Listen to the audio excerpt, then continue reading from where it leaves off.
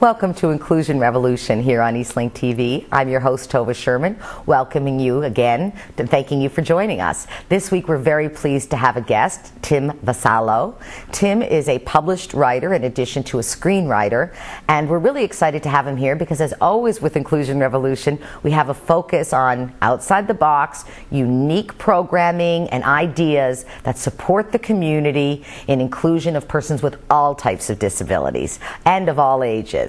So we're glad you could join us this week again, because we really think every week there's something important to share with you, our viewer, about how to include, when to include, and frankly, how to overcome some of the stigma that our community naturally has around disability. So welcome, Tim. Thank you very much. And Tim, now perhaps before I tell everyone why you're here, for once I'm going to let the guests tell everyone why you're here. And that's unusual for me, but as a writer I figure you can pull this one off. Sure, well thank you very much. Well, the program that we're talking about today, Redi Set Go, through reachAbilitys Association, is a brand new program just launched in December of 2009. It's funded through Employment Nova Scotia, and really what we tried to do when we designed the program was look at what worked before, look at maybe what didn't work, and then change it all anyway. And you know, I know that You're sounding mysterious, Tim. Not to sound nebulous at all, but people always use the term outside the box. I believe the term outside the box has now become inside the box. So we're shattering all that. Again, it's not a reinvention of the wheel. It's just using the wheel for something different. So the 3-week program starts off with a Redi Set Go. So the first part of the program, which is the Redi, which is rediscover. It's spelled R-E-D-I. Because I was wondering why it was spelled R-E-D-I, and you're saying that's to represent rediscovery. Sure. Oh, that's cool. For 2 reasons. It's for rediscovering. It also makes people ask us, what does that mean in that program? So we got to explain. So at Redi Set Go, it's a 3-week program. The first week is rediscovering yourself. We work on self-esteem. We work on confidence. We work on recognizing the stigma that we have lived with, and that maybe we've actually used ourselves to describe ourselves with our disability or other people with disabilities.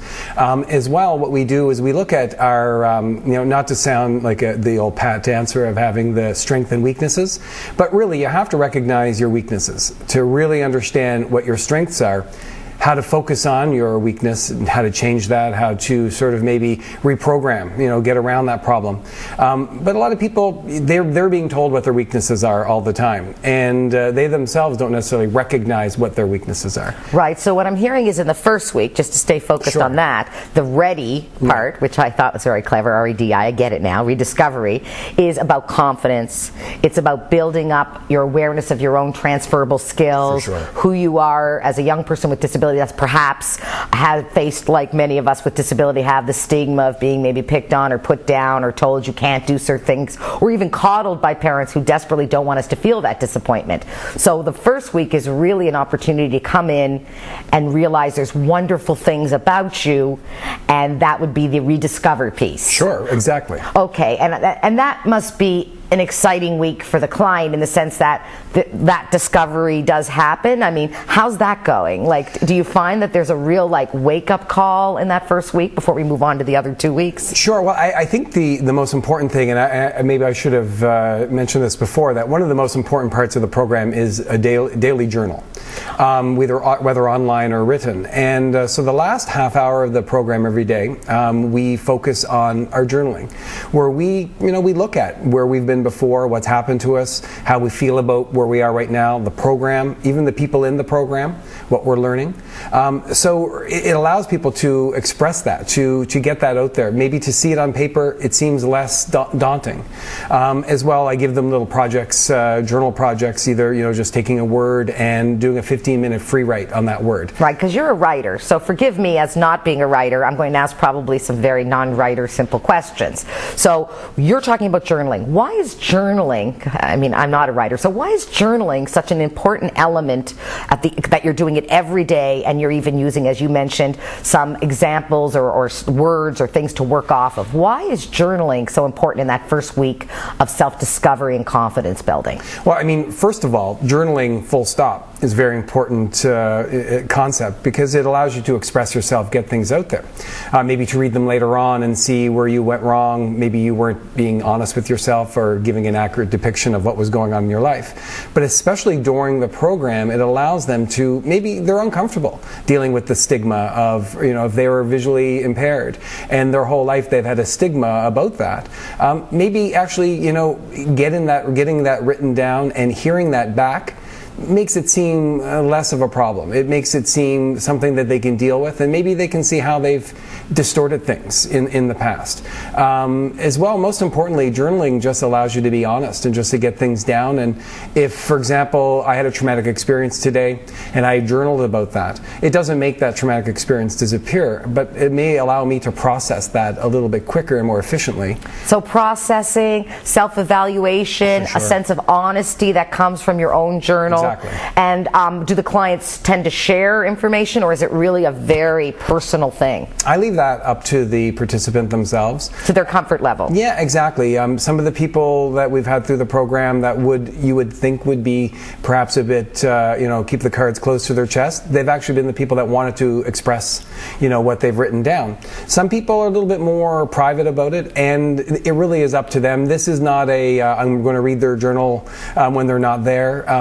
The trust has to be there. They have to know that this is theirs. They can do with it as they please. And of course, people never come with instructions. I always say that. Sure. So the person you most think might be most likely to not want to share comes up and surprises you, or someone with a disability that everyone goes, oh, I know what that disability means, and I know what they're going to want to do, continues to surprise me, and I'm sure you as well, because we understand that people don't come with a nice little set of instructions like IKEA furniture. And even if they did come with instructions, they change all the time. They change all the time. I appreciate that. So we've come through the first week. Right. And what's the result at the end of the first week that leads them into the second week? Do you see what I'm asking? Sure. We do. I do one-on-ones with each of the participants where we sit down and we work on basically a personal action plan.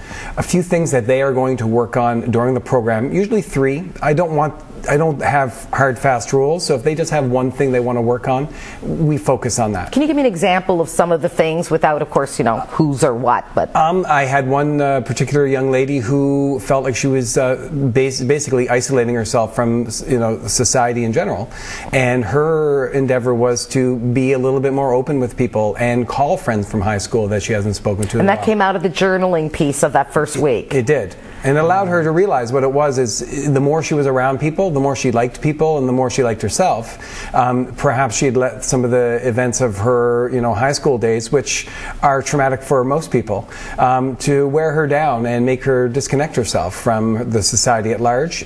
She started contacting family members, friends, people that she hadn't before. Really great. And even looking into volunteering at the local library, reading to children, extending her reach, getting out there into the community, and maybe doing things that she wasn't comfortable with. So the first week, because I know we have 2 more weeks to talk about, but the first week is really key because you're building confidence, you're building self-awareness, you're creating an environment where you can reflect on what have been some of the challenges you faced, and then of course that allows you to start freeing yourself to look at some of the solutions to those challenges. And that's very exciting. Now before we come back for the second week, which would be called SET, because I know it's Redi Set Go, and talk a little bit about that, what I'm really interested in before we go to break is for you to tell me some of the things that surprised you coming out of the first week, or has there been anything? Something that really was like, wow, I didn't even think that was going to happen. I really was surprised how how quickly they took to journaling. And I've not had one person yet in the program that journaled on a regular basis beforehand. I've been a regular journaler since my high school days, and it's really helped me. But I was really surprised how they took to it. I was afraid that I was going to have to stand over their shoulder and, you have to type, you have to write.